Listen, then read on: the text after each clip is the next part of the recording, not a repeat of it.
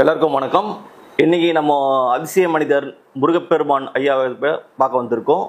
அவர் இன்னைக்கு என்ன பற்றி விஷயம் வந்து பேச போறோம்னா, நிறைய பேர் இன்னைக்கு ஜாதகம் பார்க்குறாங்க. ஜாதகம் பார்த்தோன்னா அதனால தோஷங்கள் இருக்கு, பரிகாரம் பண்ணோம், அந்த இந்த கோயிலுக்கு போங்க, இந்த கோயிலுக்கு போங்கன்னு சொல்லிட்டு இருக்காங்க. அப்படிப்பட்ட விஷயங்கள்லாம் போயிட்டு இல்லை, நான் சொல்ற கருத்தை மட்டும் கேளுங்க சொல்லி ஐயா முருகப்பெருமான் ஐயா போய் சொல்ல வந்திருக்காரு. அவரை வாங்க, அவர் மீட் பண்ணலாம். வணக்கம் ஐயா. ஐயா வணக்கம் ஐயா. இன்னைக்கு நிறைய பேர் ஜாதகம் பார்க்குறாங்க ஐயா. ஜாதகம் பார்க்கும்போது என்னன்னா, அந்த ஜாதகம் பார்க்கும்போது அது நடக்கும் இது நடக்கும்னு கருத்துக்கள்லாம் சொல்றாங்க ஜோசியர்காரங்க. அப்படிப்பட்ட ஜோசியக்காரங்க சொல்லும் போது அந்த எந்த இது விஷயம் போய் நடக்க மாட்டேங்குதுன்னு சொல்லி ஒரு மக்கள் மனதில் போய் இருக்கு. அதை பத்தி உங்களுக்கு கருத்து என்ன ஐயா? எது சொன்னாலும் நல்லா இருக்கும்னு சொல்றாங்க. ஆனால் எதுவுமே நடக்கலை. ஆனால் எல்லாமே கஷ்டப்பட்டுக்கிட்டே இருக்காங்க. ஆனால் எந்த ஜோசியர்கிட்ட போனாலும் பரிகாரம் அதை பண்ணுங்க, உப்பு எடுத்து வீட்டில் வைங்க, லட்சுமி சேரும், அதை செய்யுங்கன்னு நிறைய பரிகாரம் வந்துருச்சு. இன்னைக்கு ஜோதிடம் உருவான காலம் இன்னைக்கு கிடையாது. ஜோதிடம் எப்போ உருவாந்துச்சுன்னா நம்ம மன்னர்கள் காலத்துக்கு முன்னாடி. அன்னைக்கெல்லாம் நீ ஒரு 20-30 வருஷத்துக்கு பின்னாடி போ, லைட் வெளிச்சமே இருக்காது. நம்ம ஊர்லேருந்து பக்கத்து ஊருக்கு போக முடியுமா? அப்போ ஜோதிடம் உருவான காலம் பல வருஷத்துக்கு முன்னாடி, அதாவது பல காலங்களுக்கு முன்னாடின்னு சொல்லலாம். அதெல்லாம் ஓலைச்சுவடியில் படித்து கரெக்டாக அந்தந்த சூரிய உதயத்தை இயற்கையில் நம்ம முன்னோர்கள்லாம் சூரியனை பார்த்து நேரம் சொல்லி டைம் கரெக்டாக குறிக்கிற அன்னைக்கு படிக்கலைனாலும் தன்னுடைய அறிவை எப்படி பயன்படுத்தினாங்கன்னா, இத்தனை மணிக்கு சூரியன் உதிச்சிருக்கு, இத்தனை மணிக்கு மறையுது. அதே மாதிரி உனக்கு இடையில மழை பெஞ்சிட்டு சூரியன் உதிச்சாலும் அந்த கரெக்டாக சொல்லிடுவாங்க நேரத்தை. ராத்திரி நேரம் எந்த நிழலும் இருக்காது. ஆனால் ராத்திரி நேரம் இருக்கிற அந்த இயற்கை சூழல் தன்மை, அந்த கத்தக்கூடிய சத்தம், அந்த இயற்கையினுடைய தன்மையை வச்சு ராத்திரி இந்த நேரம் ஆயிடுச்சுன்னு கரெக்டாக சொல்லிடுவாங்க. அப்போ அவங்க இயற்கையை படிச்சிருக்காங்க. அப்போ அன்னைக்கு இயற்கை நம்ம முன்னோர்கள் படிக்கலைன்னா அதுக்கு முன்னாடி படித்தவங்களை இயற்கை கணித்தவன் உருவாக்குனது ஜோதிடம். இந்த மன்னர்கள் காலத்தையே எடுத்துக்கேன். அதுக்கப்புறம் மன்னர்கள் காலம்னு எடுத்துக்கேன். இந்த சித்தர்கள் யுகம் இதெல்லாம் முடிஞ்சதுக்கப்புறம் மன்னர்கள் காலம்னாலே அந்த மன்னர்கள் காலத்திலே நமக்கு இடம் வாங்குற உரிமை சட்டம் கிடையாது. இப்போ மன்னர்கள் காலத்திலே இடம் வாங்குற உரிமை சட்டம் கிடையாது. ஆனால் மன்னர் எந்த அளவுக்கு ஆட்சி எங்கெல்லாம் போர் புரிந்து ஜெயிச்சாரோ அந்த அளவுக்கு நிலப்பரப்பு இருக்கிறது எல்லாமே மன்னனுக்கு. அங்கே மக்கள் வேலை செய்யலாம், தங்கலாம். இதே ஒரு பேரிடர், அந்த காலத்துலலாம் வீடு என்ன, குடிசை வீடு, ஓலையில் கட்டினது, இந்த மரத்தில் இருக்கிற கம்பை வெட்டி அதனுடைய இலைகளை வச்சு வீடு கட்டினது, இப்படி இருக்கிறதுக்கு இடம் வசதி, கூட்டம் கூட்டமாக வாழ்ந்தாங்க. அப்போ காலையில் உதிக்கிற சூரியன் நம்ம வீட்டுக்கு வெளிச்சமும், சாயந்தரம் உதைக்கிற சூரியனுடைய வெளிச்சம் வேணுங்கிறதுக்காக அதில் ஒரு தெரு போட்டிருப்பாங்க, கிழக்கையும் மேற்கையும். இன்னைக்கு அதை வச்சு தான் வாஸ்தே வரும். கிழக்கு உதிக்கிற இடத்துல குறுக்க எந்த வீடும் இருக்காது, மேற்கையும் இருக்காது. ஒன்று மேற்கு கோவில் இருக்கும், அந்த கோவிலோட நிழலை வச்சு கரெக்டாக கண்டுபிடிப்பாங்க. கிழக்கு சைடில் ஒன்றுமே வைக்க மாட்டாங்க, ஏன்னா அதனுடைய சூரிய உதயம் வீட்டு வாசலில் வரணுங்கிறதுக்காக. இப்படி இயற்கையோடு ஒன்றி வாழ்ந்ததுனால மன்னர்கள் காலத்தில் இப்போ இன்னைக்கு இருக்கிற மழை கம்மி. அன்னைக்கெல்லாம் மழை வந்ததுன்னா அந்தந்த மாதத்தில் அந்த மழை அதிகமாக இருக்கும், அடிக்கிற புயல் காற்றும் அதிகமாக இருக்கும், வெயிலும் அதுக்கு தகுந்த மாதிரி இருக்கும். தட்பவெப்பநிலை இந்த மாதத்தில் இப்படி இருக்கும்னா அப்படி தான் இருக்கும். அப்போ அந்த மாதிரி நேரத்தில் பேரிடர் காலங்களில் மன்னர் தங்க வைக்க கட்டின இடம் தான் கோவில். கோயில் ஓகே, சித்தர்கள் சொல்றீங்க, வாஸ்து சாஸ்திரம் சொல்றீங்க, இதெல்லாம் சாத்தியமாகுமா? இதெல்லாம் இப்போ நீ கேட்டதுக்கு பதில், ஃபர்ஸ்ட் நீ கேட்டது ஜோதிடம் ஏன் பழிக்கலை அப்படிங்கிறதுக்கு நான் சொல்லி முடிச்சிடறேன். அப்போ மன்னர்கள் காலத்துலன்னா இந்த தமிழ்நாட்டை ஆண்ட மன்னர்கள் 4 பேர். சேர மன்னன், சோழ மன்னன், பாண்டிய மன்னன், மத்திய மன்னன். தமிழ்நாட்டிலேயே 4 மண்டலமாக பிரித்தாங்க. அதாவது சேர நாடு, சோழ நாடு, கொங்கு நாடு, மத்திய நாடு. சேர நாடு, சோழ நாடு, பாண்டிய நாடு, மத்திய நாடுங்கிறது 4 நாட்டை தான் 4 மண்டலமாக பிரிச்சு. நீ ஜாதகத்திலேயே 27 நட்சத்திரம், 12 ராசி, 9 கிரகம் சேர்ந்தா 48 நாள் ஒரு மண்டலம். நம்ம உடம்புல இருக்கிற ரத்த அணுக்கள் உடஞ்சி உற்பத்தி ஆகிறது 48. செவ்வாய்ங்கிற அதிபதி பூமிக்கு காரகத்துவமாகவும் இருக்கும், பூமிக்கு காரகத்துவமாகவும் இருக்கும். அப்போ இந்த பூமியில தான் இந்த நவகிரகங்களினுடைய பஞ்சபூதத்தினுடைய தன்மை எங்க இருக்கு அப்படின்னா இந்த பூமியில இருக்கு. அதனாலதான் இந்த பூமியில ஒரு உயிரினங்கள் எந்த பிளானட்லயும் இல்லாத ஒரு விஷயம் பூமியில இருக்கும். அதனாலதான் இதை சொர்க்க பூமி அப்படின்னு சொல்லுவாங்க. புரியுதா? அப்போ ஒரு குழந்தை பிறக்கிற இடத்துல அது எந்த மண்டலம்? இப்போ திருநெல்வேலியில எல்லாம் பனைமரம் இருக்கும். இப்போ சென்னையில போட்ட முளைக்காதுங்கிறியா? சென்னையில பனைமரம் எல்லாமே இருக்கும். ஆனா அங்க உள்ள தன்மை இங்க இருக்காது. பாலைவனத்துல பேரிச்சம்பழம் மரம் முளைக்கும், அங்க உள்ள பேரிச்சம்பழம் கொட்டை நீ இங்க போட்டினா முளைக்கும், அதனுடைய தன்மை இருக்காது. அப்போ அன்னைக்கு என்னன்னா ஒரு வீட்டுல 5 பேர், அண்ணன் தம்பி 5 பேர் இருந்தாங்கன்னா அந்த 5 பேருக்குமே 10 பிள்ளை 12 பிள்ளை 8 பிள்ளை குறையாம இருக்கும். ஏன்னா எல்லாருமே திடகாத்திரமா இருந்தாங்க. நான் அவங்களுடைய உணவு பற்றாக்குறைனா அவங்க எடுத்துக்கிற உணவும் அவங்க செய்யற வேலைக்கும் தகுந்த உணவு பற்றாக்குறை, தன்னுடைய வாழ்வாதாரத்துக்காக, அதாவது சொல்லுவாங்கல்ல, ஒரு பரிணாம வளர்ச்சியை தேடி தேடி போயிட்டு இருந்தாலும் வருஷத்துக்கு ஒருக்கா தன்னுடைய பூர்வீக மண்ணை மிதிக்கணுங்கிறதுக்காக. இப்போ நம்ம ஒரு இடத்துல வாழ்ந்தோம்னா நம்ம அந்த மண்ணில் பிறந்த விதை, என்ன மாதிரி இப்போ சொன்னேன் இல்லை, செடி பாலைவன செடினா அது அந்த மண்ணில். அப்போ நாம் எந்த மண்ணில் எந்த மண்டலத்தில் பிறந்தோமோ அந்த மண்டலத்தில் எந்த கிராமம், அந்த கிராமத்தில் நீ என்ன கம்யூனிட்டி. இப்போ நான் ஒரு கம்யூனிட்டி, பக்கத்தூரில் அதுக்கு பக்கத்தூரில் என்னுடைய கம்யூனிட்டி இருக்கும், அதாவது என்னுடைய ஜாதி இருக்கும். அந்த ஊர் கோவிலில் போய் நான் உரிமை கொண்டாட முடியாது, ஏன்னா அது என் இனம், இதுதான் என்னுடைய குலம். எது என் தாத்தா கூட பிறந்த அண்ணன் தம்பிங்க ஃபேமிலி தான். அதன் ஒவ்வொருத்தங்களுக்கும் தாத்தா கூட பிறந்த அண்ணன் தம்பி ஒரு 5 பேருன்னே வச்சுக்கேன், அதில் பிறந்த அண்ணன் தம்பிங்கன்னு வரும்போது என்ன ஆயிடுதுன்னா ஒரு குலம் ஆயிடுது, அதுவே ஒரு ஊர். ஒரு 10 குடும்பம் எடுத்த இடம் தான் ஒரு ஊரா பெருகி இருக்கு. அதனாலதான் அந்தந்த ஊருக்குள்ள இருக்கிற எல்லாருமே சொந்த பந்தமா இருக்கும். 3ஆம் பங்காளி 4ஆம் பங்காளி தூரத்து சொந்தம், இந்த மாதிரி அந்த இனத்துக்கு சம்பந்தமா இருக்கும். இப்போ காக்கை இங்கேயும் இருக்கும், நம்ம திருநெல்வேலியிலையும் காக்கை இருக்கும். ரெண்டும் இனம் ஒன்று தான், ரெண்டும் ஒன்றா சேர்ந்து சண்டை போட்டுரும். ஏன்னா அதன் தன்மைக்கு தகுந்த மாதிரி எண்ணங்கள் இருக்குப்போ, எந்த மண்ணில் விதைச்சோமோ அதுக்கு தகுந்த மாதிரி தான் நம்மளுடைய இயக்கம் இருக்கும். அப்போ இந்த மண்ணில் பிறக்கும்போது நம்ம உடம்புல இருக்கிற எல்லா நரம்பும் உள்ளங்காலில் ஜாயிண்ட் ஆகும். அந்த மண்ணில் மிதிக்கும் போது பொதுவாகவே பிறந்த மண்ணில் பாசிட்டிவ் எனர்ஜி அதிகமாக இருக்கும். அப்போ நம்ம தாத்தா பாட்டியினுடைய அணுக்கள் நமக்குள்ள இருக்கு. அப்போ அந்த ஊர் மண்ணை நம்ம மிதிக்கும் போது நமக்கு அது ஆக்டிவேட் ஆகிடும். அப்போ பூர்வீகம்ங்கிறது ஜாதகத்தில் 5ஆம் இடம். பூர்வீகங்கிறது புண்ணியம். இப்படி இன்னைக்கு நீ சென்னைக்கு வாழ வந்திருக்கோன்னா சென்னையை சுற்றி இருக்கிற கோயிலுக்கு போகிறோம்.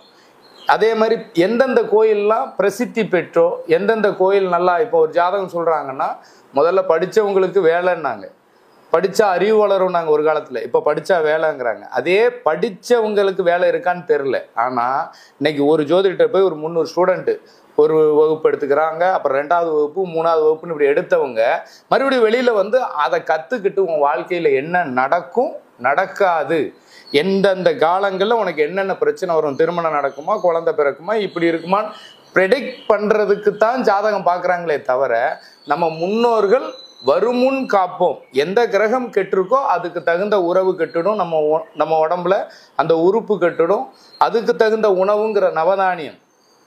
இப்போ புதன்னா மாமா, புதன்னா பச்சை பேரு, புதன்னா நம்ம உடம்புல நரம்பு, புதன்னா மூளை, புதன்னா புத்திக்கு அதிபதி, இப்படி சமூகத்தில் புதன்னா டாக்குமெண்ட், இப்படி எந்த கிரகம் கெட்டிருக்கோ. இப்போ செவ்வாய்னா நிலம், செவ்வாய்னா ரத்தம், செவ்வாய்னா இளைய சகோதரி இளைய சகோதரன், இப்படி உறவுகளாகவும் சமூகத்தில் ஒரு பொறுப்பாகவும் எந்த கிரகம் கெட்டிருக்கோ அது எந்த இடத்துல இருக்கோ அது சம்மந்தப்பட்ட பிரச்சனை கெட்டுடுங்கிறதுக்காக அதுக்கு தகுந்த அவங்க வாழ்ந்த மண்ணை மிதித்து அந்த உணவை எடுத்துக்கிட்டா தான் அந்த ஜாதகம் வேலை செய்யும். ஆனால் ஒரு கிரகம் கெட்ட உடனே ஏற்கனவே ஒரு உடம்புங்கிறது ஒரு கோவில், இந்த உடம்புங்கிற கோவிலில் 12 வருஷம் ஒரு கோயிலில் கும்பாபிஷேகம் பண்ணலன்னா சாமிக்கு பவர் போயிடும்.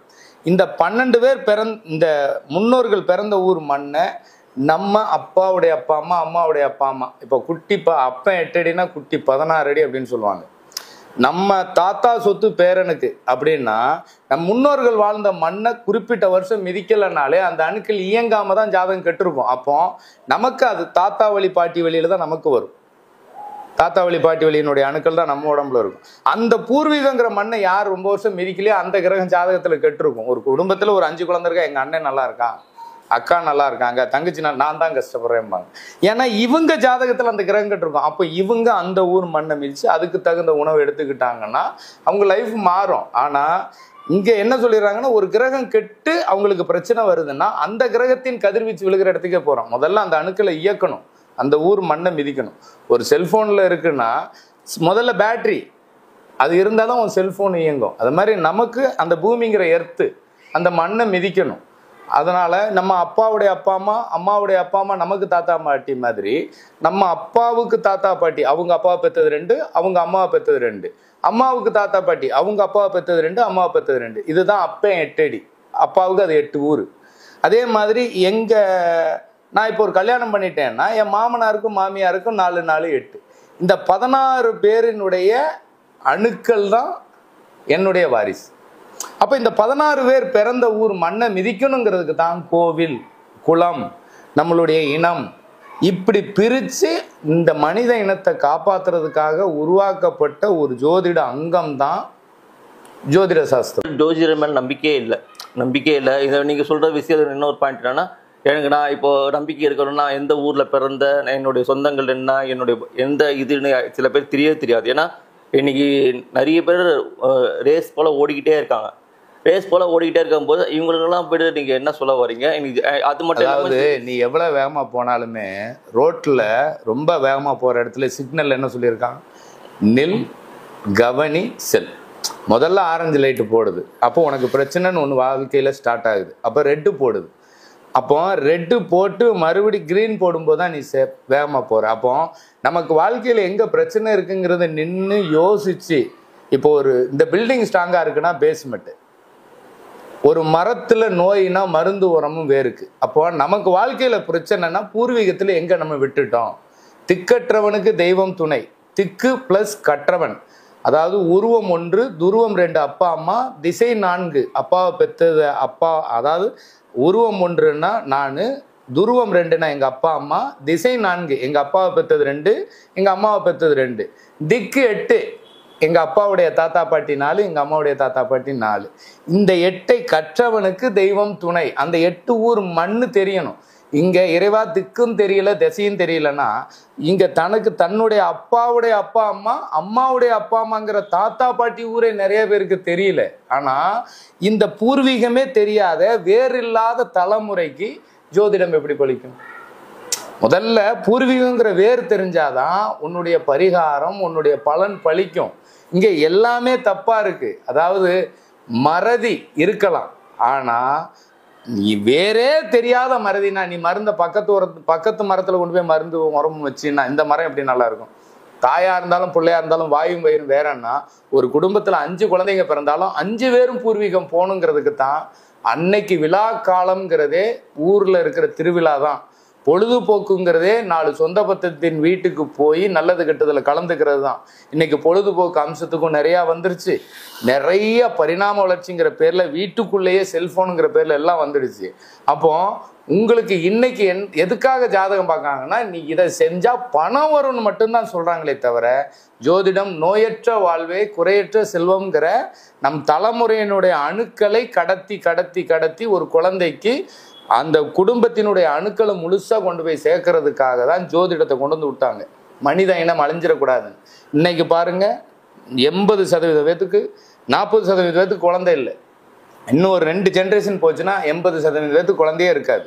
இன்னும் அதுக்கப்புறம் நம்ம குழந்தைங்களுக்கு குழந்தை இருக்குமானா கண்டிப்பா இருக்காது. ஏன்னா இப்பவே கருத்தடை மையம் இருந்த இடத்துல எல்லாம் கருத்தரிப்பு மையம் தான் இருக்கு. அப்போ நமக்கு கஷ்டப்பட்டு குழந்தை பெற்றாலும் அந்த குழந்தைகளுக்கே ஒரு 80% குழந்தை இருக்குமானா கண்டிப்பா உயிரணுக்கள் கண்டிப்பா இருக்காது. இன்னைக்கு இருக்கிற உணவு அப்படி இருக்கு.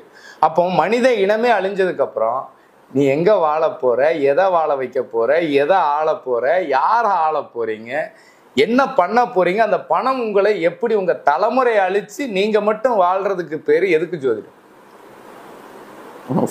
நீங்க சொல்றதெல்லாம் ஓகே தான். இப்போ நம்ம தெரியாது, அப்பா அம்மா போய் சின்ன வயசுல எப்படி இருந்து போயிருப்பாங்க, அவங்களுக்குலாம் போயிட்டு அது பூர்வீகம் தெரியாது. உனக்கு சொல்லிடுறேன், நீ சொல்றது கரெக்ட் தான். அப்பா அம்மாலாம் இல்லை அப்படிங்கிற அப்போ இருக்க மாட்டாங்க, வந்துடுவாங்க, சென்னைக்கு வந்துடுவாங்க. எனக்கு அது சில பேர் தெரியாம இருக்கும். நான் எந்த ஊருக்கு போனேன், எந்த சாமி கும்பிடணும். சார் ஒருத்தர் சொல்றான், சார் முருகர் கும்பிட சொல்றான், ஒருத்தர் பெருமாள் கும்பிட சொல்றான், ஒருத்தர் அம்மனுக்கு கும்பிட சொல்றான், ஒரு கிறிஸ்டினை கும்பிட சொல்றாங்க, ஒரு அல்லாஹ் கும்பிட சொல்றாங்க. இந்த போல விஷயங்கள்லாம் சொல்லிட்டே இருக்கும் போதுல நம்மளே அந்த ஒரு சொல்ல என்னன்னா நம்ம கேள்வியாதான் போயிட்டு இருக்க வர நம்ம ஒரு தீர்வு இல்லாம இருக்கு இல்லையா? இதுல வேற நீங்க ஜோசியர் வேற சொல்றீங்க, இந்த ஜோசியர் இந்த கட்டம் இருக்கு, அந்த கட்டம் இருக்கு, எல்லாம் கேட்கறதுக்கு போயிட்டு இனிமையா தான் இருக்கு. பட் இது எல்லாமே போயிட்டு சாத்தியமாகுமா? அதாவது உனக்கு ஜாதகத்தை முறையா கரெக்டா பார்த்தாங்கன்னா பழிச்சிடும். நீ அப்பா இல்லை அம்மா இல்லை அதனால பூர்வீகம் தெரியலன்னு சொல்ற. ஆனா கரெக்டு தான். ஆனா இப்ப இதுவே இவங்களுக்கு ஒரு 500 ஒரு 50 லட்ச ரூபா கடன், ஊர்ல ஒரு 100 ஒரு வேண்டாம் 1 கோடி ரூபாய்க்கு சொத்து இருக்குன்னு வச்சுக்குவோம். அந்த சொத்தோட டாக்குமெண்ட் இவங்க வீட்டுல இருக்கு. இப்போ இடம் எங்கன்னு தெரியல, என்ன பண்ணுவாங்க? அந்த கடன் அடைக்க தேடுவாங்க. அதே மாதிரிதான் அந்த அணுக்கள்ங்கிற பெத்த கடன். இப்போ யாருமே செத்து போக மாட்டாங்க, சத்து தான் போகும். ஒரு புலி 10 குட்டி போடுதுன்னா திருப்பி அந்த புலி பிறந்து வராது, அதனுடைய குணத்தை அதனுடைய அணுக்கள் மூலமா நீ வீட்டிலேயே வச்சு எதை போட்டு வேணாலும் வள, ஆனா அதனுடைய அணுக்கள் மாறாது, அதன் குணம் மாறாது. புளிக்கு பிறந்தது உனக்கு உன் தாத்தாவுக்கு சொட்டன்னா உனக்கு வர்றதுக்கு வாய்ப்பு இருக்கும். உங்க அம்மா வழி தாத்தாவுக்கு ஒரு நோயினாலும் உனக்கு வரும், உங்க அப்பா வழி குடும்பத்துல ஒரு நோயினாலும் உனக்கு வர்றதுக்கு வாய்ப்பு இருக்கு. இதுல எந்த அணுக்களோட நீ பிறந்திருக்கேன்னு இப்போ ஜாதகத்துல முதல்ல எத்தனை கட்டம் இருக்கு? 12 கட்டம் இருக்கு. ஜாதகத்துல மொத்தத்துல 12 கட்டம் இருக்கு. இந்த 12 கட்டம் யாருன்னு தெரிஞ்சா உனக்கு இதுக்கு உண்டான விளக்கம் தெரிஞ்சிடும். இப்போ 12 கட்டம். இப்ப எனக்கு எங்க அப்பா இல்லாம இந்த பூமியில நான் பிறக்கிறதுக்கு வாய்ப்பே கிடையாது. ஏன்னா எங்க அப்பாவினுடைய உயிரணுக்கள் மூலமா தான் எங்க அம்மாவினுடைய கருவறையில நான் தனிச்சேன் இல்லையா? அப்போ தாயிற் சிறந்த கோவிலும் இல்லை அப்படின்னா தாயினுடைய கருவறையை விட சிறந்த கோவில் இல்லை. தந்தை சொல்மிக்க அப்படின்னா அப்பாங்கிற ஒரு சொல்லுக்கு மிஞ்சின மந்திரம் உலகத்திலே இல்லை. நீ உலகத்துல எத்தனை மந்திரம் வேணாலும் வச்சுக்க, அப்பான்னு சொல்லு, அந்த மந்திரம் தான் உலகத்துல மிகப்பெரிய மந்திரம். உனக்காக உயிரையே கொடுத்த உயிர் அணுக்கள், நீ அந்த வம்சத்தினுடைய வித்து, புரியுதா? அப்போ தந்தைக்கு உயிரணுக்கள் வீரியம் இல்லைன்னா நீ தணிக்க வாய்ப்பு இல்லை. தாய்க்கு உடல் அணுக்கள் வீரியம் இல்லைன்னா நீ குறைவில்லாம பிறக்க வாய்ப்பு இல்லை. அப்போ ஜாதகத்துல லக்னம்னா உயிர், ராசினா உடல், ராசினா உடல். அப்போ சூரியன் அப்படின்னா உனக்கு உயிர், சந்திரன்னா உடல். ஜாதகத்துல அப்போ லக்னம் உயிர், சந்திரன் உடல்னா எனக்கு உயிர் உடல் சேர்ந்தா தான் நான் உன்னுடைய முழு உருவம். இப்ப இதை கொடுத்தது தாய் தந்தை. இந்த தாய் தந்தையை சுத்தின பிள்ளையாருக்கு எந்த தோஷமும் கிடையாது, நவகிரக தோஷமும் அவருக்குள்ள அடக்கும். இந்த உலகத்துல என்ன பரிகாரம் என்ன பூஜை பண்ணாலும் பிள்ளையாருக்கு தான் முதலிடம். அப்போ அந்த தாய் வழி தந்தை வழியினுடைய அணுக்கள் நமக்கு முழுமையா கொடுத்ததுல நம்ம அப்பா அம்மா. இப்போ நான் இந்த பூமியில பிறக்கணும்னா எங்க அப்பாவும் அம்மாவும் வேணும். இப்ப ஜாதகத்துல 12 கட்டத்தை பத்தி சொல்றேன். இப்ப நான் இந்த பூமியில பிறக்கணும்னா முதல்ல எங்க அப்பா கல்யாணம் பண்ணணும் எங்க அம்மாவை. முதல்ல அவங்களுக்கு கல்யாணம் பண்ணி வச்சதுக்கு அப்புறம் தான் நான். அப்போ எங்க அப்பா ஒண்ணு, எங்க அப்பா ஒண்ணு. இப்ப எங்க அப்பாவுக்கு பொருத்தம் பாக்குறாங்கன்னு வச்சுக்குவோம். எங்க அப்பா உதாரணமா எடுத்துக்கிறேன். எங்க அப்பாவை பெத்தவங்க 2 பேர், அவங்க அப்பா அம்மா. எங்க அப்பாவுடைய அப்பாவை பெத்தது 2, அப்பாவுடைய அம்மாவை பெத்தது 2. இங்கேயும் அந்த தாத்தா பாட்டி வந்துருதா? 3வது தலைமுறை. நம்ம பிறக்கும் போது தலைகீழா பிறக்கிறோம், தலை உடல் கால். அதே மாதிரி இறந்த காலம் நிகழ்காலம் எதிர்காலம் முக்காலத்தையும் உணர்த்தக்கூடியது ஜோதிடம். எப்படி? முக்காலத்தையும் உணர்த்துறது ஜோதிடம். அப்போ தாத்தா சொத்து பேரனுக்குன்னா எங்க அப்பாவுக்கு தாத்தா பாட்டியினுடைய அணுக்கள் எங்க அப்பாவுக்கு இருக்குன்னா இந்த ஜாதகத்துல அப்போ எங்க அப்பாவை பெற்றது 2, எங்க அப்பாவுடைய அப்பாவை பெற்றது 2, எங்க அப்பாவுடைய அம்மாவை பெற்றது 2, 4, 2, 6, எங்க அப்பா 1, 7. இதே மாதிரி எங்க அம்மா சைடு எங்க அம்மாவுடைய அப்பா அம்மா, எங்க அம்மாவுடைய அப்பாவை பெற்றவங்க 2 பேர், எங்க அம்மாவுடைய அம்மாவை பெற்றவங்க 2, 7 பேர். இப்ப எங்க அப்பா மேஷ லக்னம்னு உதாரணத்துக்கு சொல்றேன். மேஷ லக்னத்துக்கு 7ஆம் வீடு துலாம். துலாத்தை தான் மனைவியா பொருத்தம் பார்ப்பாங்க. இப்ப எங்க அம்மாவை பாக்குறாங்க. இந்த துலாத்துக்கு 7ஆம் வீடு மேஷம். அப்போ இந்த 14 உறவுகளின் 12 கட்டம். இதுல சூரியன் சந்திரன்ங்கிறது தாய் தந்தைக்கு ஒரே வீடு ஜாதகத்துல. மீதி எல்லா கிரகத்துக்கும் 2 வீடு ஜாதகத்துல. ஆண் வீடு பெண் வீடு, ஆண் வீடு பெண் வீடு. புதனுக்கு 2, குருவுக்கு 2, சனிக்கு 2, செவ்வாய்க்கு 2, எல்லாத்துக்குமே 2 கொடுத்துட்டு சூரியனுக்கும் சந்திரனுக்கும் ஒரு வீடு. அப்போ இதுல பிறக்கக்கூடிய குழந்தைக்கு ஒரு வீடு, ஒரு லக்னமா தான் போடுவாங்க. 4 குழந்தை பிறந்தாலும் ஒரே லக்னமா போடுவான், 5 குழந்தை பிறந்தாலும் ஒரே லக்னமா போடுவான். பாத்துருக்கீங்களா? சரிங்க ஐயா, நீங்க சொல்றது எல்லாமே ரைட்டு தான். நான் என்ன சொல்றேன், இந்த உறவுகளினுடைய சக்கரம் இதுல இந்த குழந்தை பிறக்கும் போது எந்தெந்த அணுக்கள் நல்லா இருக்குங்கிறதுக்காக அந்த இயற்கை இப்போ இந்த பூமியில சூரியன் இல்லைன்னா ஒரு உயிர் உற்பத்தி ஆகிறதுக்கு வாய்ப்பு இல்லை, சந்திரன் இல்லைன்னா உடல் இல்லை.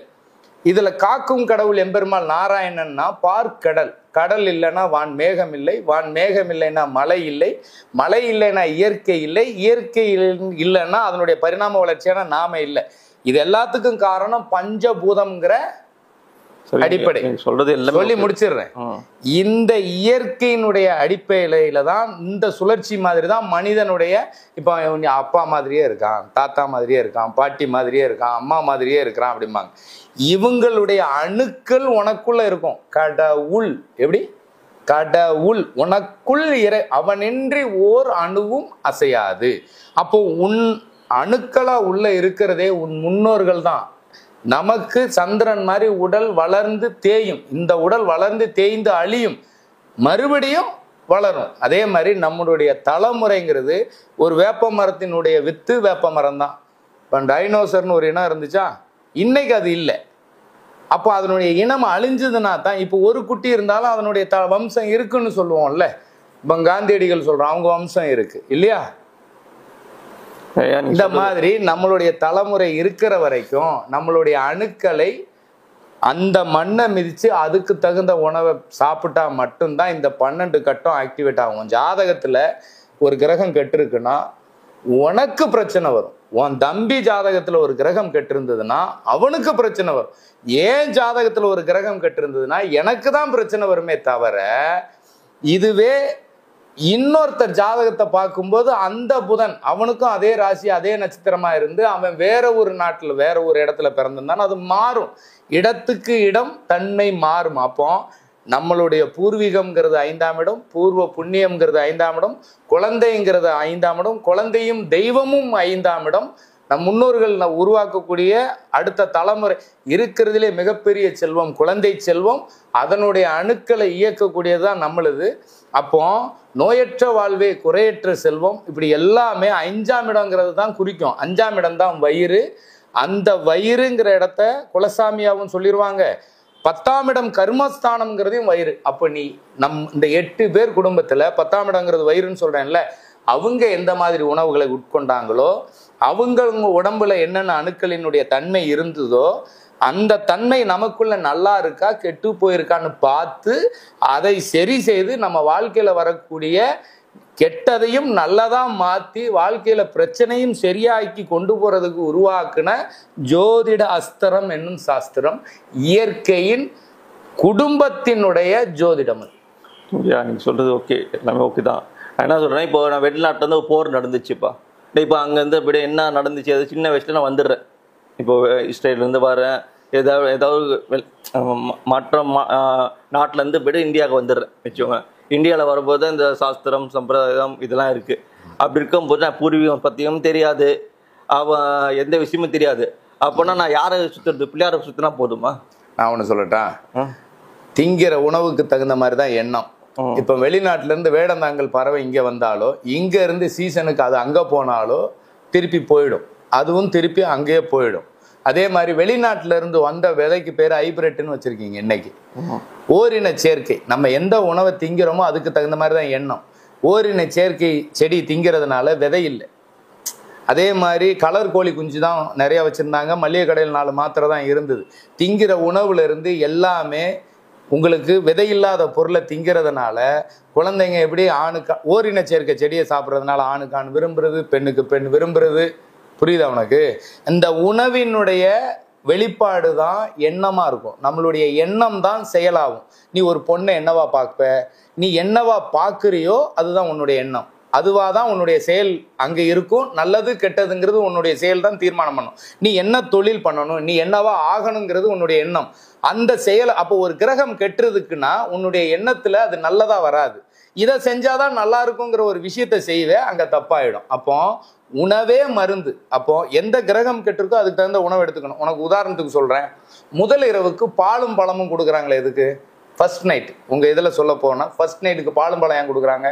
எனர்ஜி. பாலில் புரோட்டீன் இருக்கு, பழத்தில் புரோட்டீன் இருக்கு, கால்சியம் இருக்கு, விட்டமின் இருக்கு, எல்லாமே இருக்கு.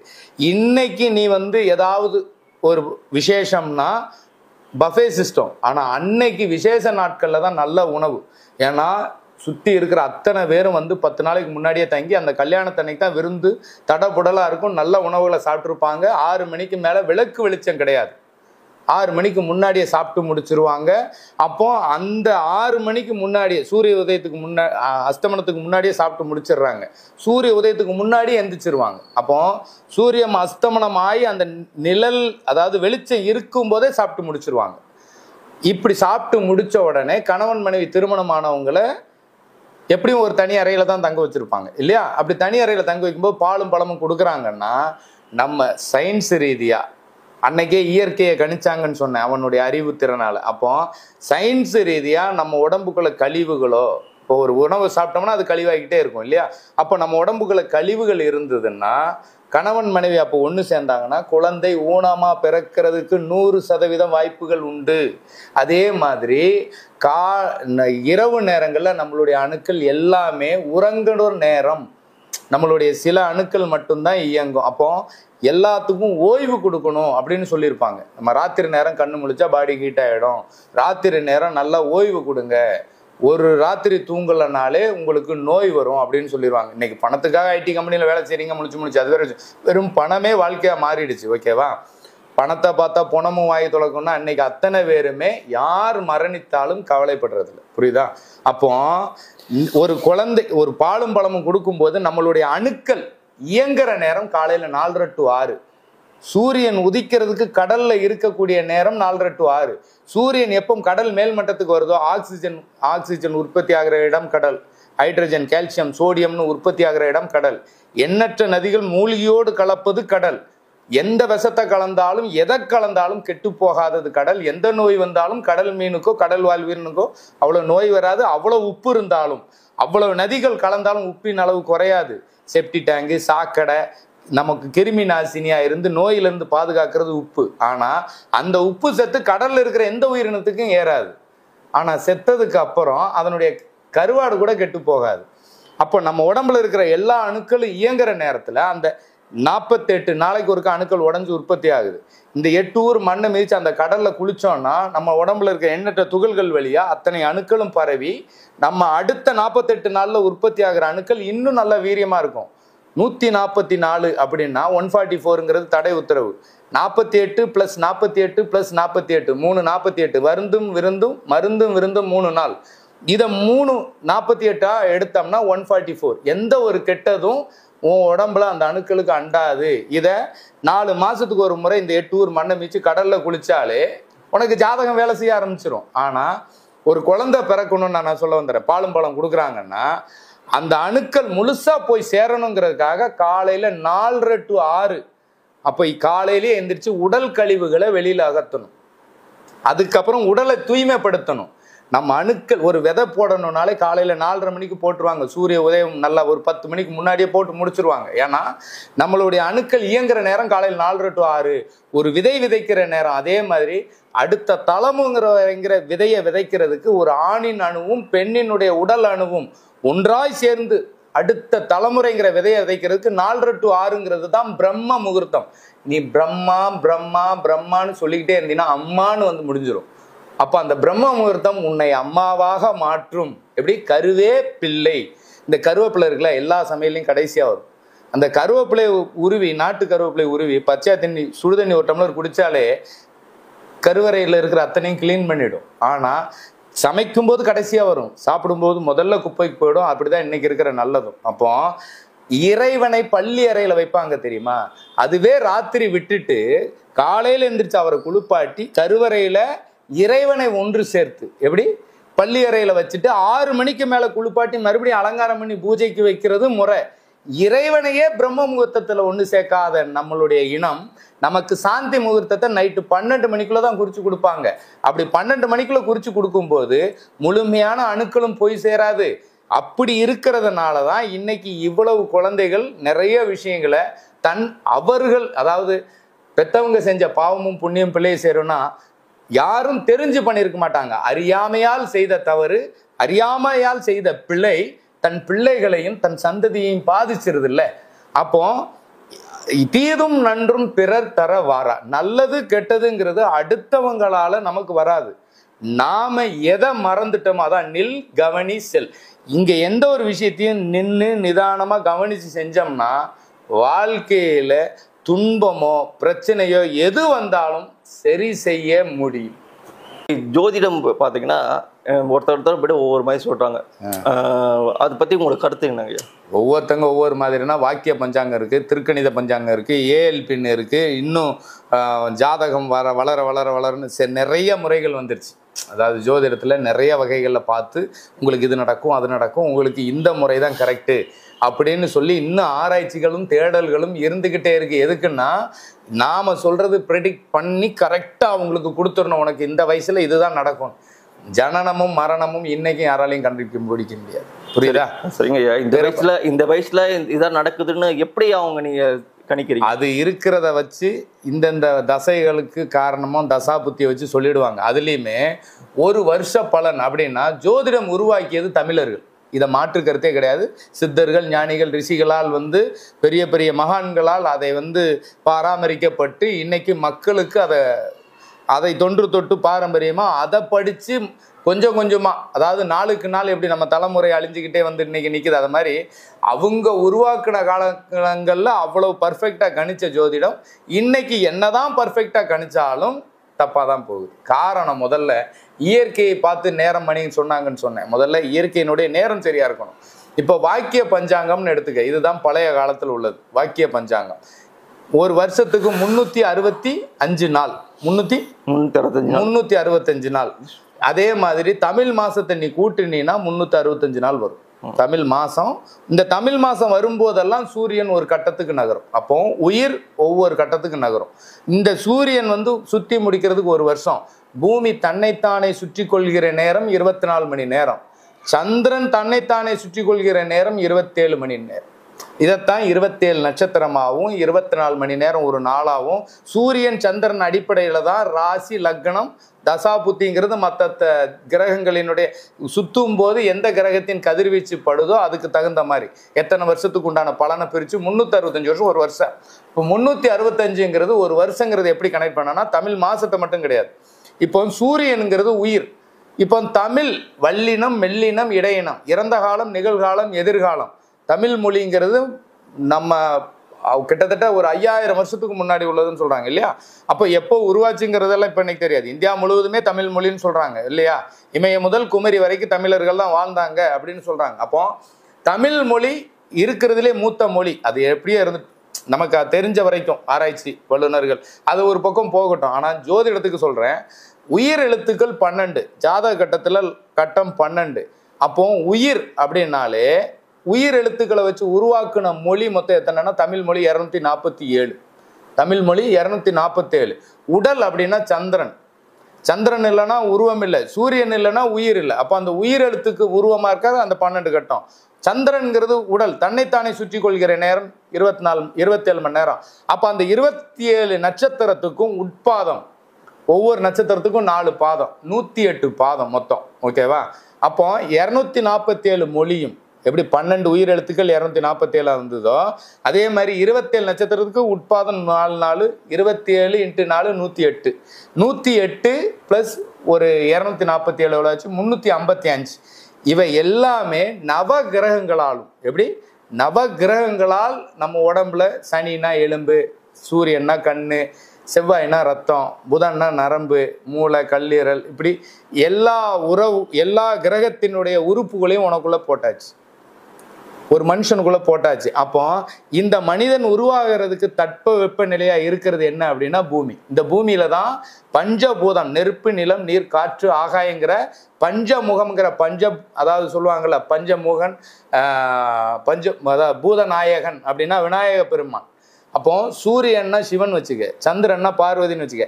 சக்தி இல்லையல் சிவமில்லை, சிவமில்லையல் சக்தி இல்லை இல்லையா? இந்த சந்திரனுடைய கதிர்வீச்சு விழுகிற இடத்துல சந்திரனுடைய ஸ்தலமா இருக்கும், சூரியனுடைய கதிர்வீச்சு விழுகிற இடத்துல சூரியனுடைய ஸ்தலமா இருக்கும், செவ்வாயினுடைய கதிர்வீச்சு விழுகிற இடத்துல செவ்வாயினுடைய. இங்க நவகிரகமும் சிவனையும் சந்திரனையும் மையப்படுத்தியே தான் இருக்கும். எல்லாமே சிவலிங்கமாக தான் இருக்கும். எல்லாமே உயிரின் அடிப்படையும், எல்லாமே உயிர்களை இந்த உருவத்தை எப்படி வாழ வைக்கிறது, வடிவமைக்கிறது எப்படிங்கிறது தான் கொண்டாடி இருக்கும். அப்போ 247 தமிழ் மொழியால உருவாக்குனது, சந்திரனை வச்சு உருவாக்குனது 108. உயிரெழுத்துக்கள் 12, அதனை வச்சு 247. 27 × 4 108, 355 நவ கிரகங்கள். அதை சேர்த்தீங்கன்னா 355 9 364. இவை அனைத்தும் பூமியில் தான் மையம் கொள்ளுது அப்படின்னு அந்த பூமியை சேர்த்தீங்கன்னா மொத்தம் 7 பிளானட்டு. ராகு கேது சேர்த்தா 2 9, பூமியை சேர்த்தா 10. அப்போ 355 10 365. வாக்கியம் என்பது இயற்கை, மனிதன், எப்படி பஞ்சபூதம், பூமி, நவ கிரகங்கள், இப்படி அத்தனையும் சேர்த்து செஞ்சது வாக்கிய பஞ்சாங்கம். வாக்கியம் என்பது நாம உருவாக்கல, நம் முன்னோர்கள் சித்தர்கள். அந்த வாக்கிய பஞ்சாங்கமே 1960 பூமி மேலே ஒரு விண்கல் மோதும் போது, 1960 ஒரு பூமி மேலே விண்கல் மோதி பூமி கொஞ்சம் மெதுவாக சுத்த ஆரம்பிக்கும் போது நாட்களின் எண்ணிக்கை நீளமாய் 365 நாள்னு நம்ம படித்து 366 நாள் லீப் வருஷம்னு படித்தோம். அதுதான் திருக்கணிதம். கம்ப்யூட்டர் பர்ஃபெக்டாக கண்டுபிடிச்சேன் அப்படின்னு. ஆனால் 100% சரியாக கண்டுபிடிக்க முடியாது, பலன் சொல்ல முடியாது, முன்ன பின்ன இருக்கும்னு சொல்லிட்டு போயிடுவாங்க. உன் கர்மாவை நீ அனுபவிச்சே ஆகணும்பாங்க. அப்போ கர்மாங்கிறது என்னது? நம்ம பூர்வீகத்தில் உள்ளது. இங்கே எல்லாத்தையும் சரி பண்ண முடியும். அப்போ 365 நாளுங்கிறது தமிழ் மொழி. அப்போ வாக்கியத்தில் இன்னைக்கு அதே நீ புதிய தலைமுறையில் ஒரு வீடியோ இன்னைக்கு இப்போ கூட ஒரு வாரத்துக்கு முன்னாடி நியூஸ் வந்தது. பூமி 24 மணி நேரத்துக்கு முன்னாடியே சுற்றி முடிச்சிருது. 24 மணி நேரம் இல்லை, இந்த நிலை நீடிச்சதுன்னா மணிக்கணக்கில் குறையணும். அதனால தான் திருநள்ளாறில் சனிப்பெயர்ச்சி அப்படின்னு அதிகாரப்பூர்வமாக அறிக்கை கொடுத்தாங்க. திருநள்ளாறில் வாக்கிய ரீதியாக அந்த கதிர்வீச்சு விழுகிறத சொல்லுவாங்க. 3 வருஷமாக தொடர்ந்து ஒரு 4-5 வருஷமாகவே அவங்க சொல்கிறது என்னென்னா சனிப்பெயர்ச்சி இன்னும் வரலை அப்படின்னு. திருக்கணிதத்தில் வந்துருச்சும்பாங்க, வாக்கியத்தில் வரலாம்பாங்க. திருக்கணிதத்தில் இது பயிற்சி ஆயிடுச்சும்பாங்க, வாக்கியத்தில் இதில் இன்னும் வரலாம்பாங்க. இதுலேயே குளறுபடினா இவங்க எதை நம்புவாங்க? அப்போ நம்புறது எதை நம்பணும்? வாக்கியத்தை நம்பணும். இப்போ பூமி வேகமாக சுற்றுறதுனால இப்போ ஒரு 100 கிலோமீட்டரில் போகிற ஒரு வண்டி 80 கிலோமீட்டரில் போகிற ஒரு வண்டி 100 கிலோமீட்டரில் போகுது. 100 கிலோமீட்டரில் போகிறது 120 கிலோமீட்டரில் போகுதுன்னா நான் இந்த ஸ்டாப்பில் இறங்குறவன் நான் இறங்க வேண்டிய நேரத்துக்கு முன்னாடியே இறங்கிடுவேன். லக்னம் 2 மணி நேரத்துக்கு ஒருக்கா மாறிடும்.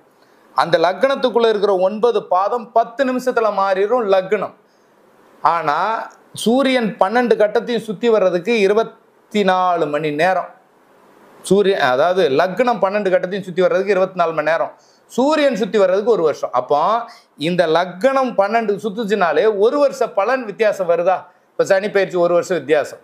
அப்போ லக்னத்தில் ஒரு சுற்றி வரும்போது நீ சீக்கிரமாக வந்துருச்சுன்னா இங்கே இன்னைக்கு பிறக்கிற குழந்தையா இருந்தாலும் இது வரைக்கும் எத்தனை குழந்தை பிறந்தாலும் பூமியில தானே இருக்கு, அத்தனை பேருக்குமே ஒரு லக்னம் பின்னாடி வந்துடும்.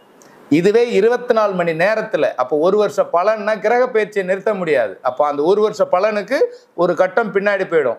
அதே 24 மணி நேரத்தில் 12 கட்டத்துக்கு லக்னம் சுற்றுதுன்னா உடல் என்கிறது 24 மணி நேரத்தில் சந்திரனுங்கிறது ஒவ்வொரு பாதத்துக்கும் 6 மணி நேரம் ஒரு 10 நிமிஷத்தில் மாறும். அப்படின்னா கிட்டத்தட்ட 4 பாதம் மாறிடும், ஒரு நட்சத்திரம் மாறிடும். அப்போ நீ அஸ்வினி நட்சத்திரமா இருந்தா ரேவதி, நீ கார்த்திகை நட்சத்திரமா இருந்தா அஸ்வினி, நீ நீ நீ கார்த்திகை நட்சத்திரமா இருந்தா பரணி, நீ பரணி நட்சத்திரமா இருந்தா அஸ்வினி. இப்போ நீ மிருகசீரிட நட்சத்திரம்னா ரோஹிணி. இப்படி ஒரு நட்சத்திரம் பின்னாடி வந்துடும். ஏன்னா நாம் முன்னாடி பகிர்றதுனால பின்னாடி போயிடும், லக்னம் பின்னாடி போயிடும். நம்மளுடைய பலன் எதுன்னு கணிச்சுக்கிட்டு இருக்கியோ அது இப்போ ஒருத்தனுக்கு இதுதான் நடக்குதுன்னா இப்போ ஜாதகத்தில் ஒரு லக்னம் மாறும்போது 4ஆம் இடம் தாய். இப்போ அது ஒரு லக்னம் பின்னாடி போகும்போது 5ஆம் இடம்ங்கிற குழந்தை வந்துடும், குலசாமி வந்துடும். இங்கே பெண்வெளி குலதெய்வம்னு சொல்லிட்டு இருப்பாங்க, ஆண்வெளி குலதெய்வம் இருக்கும். புரியுதா உனக்கு?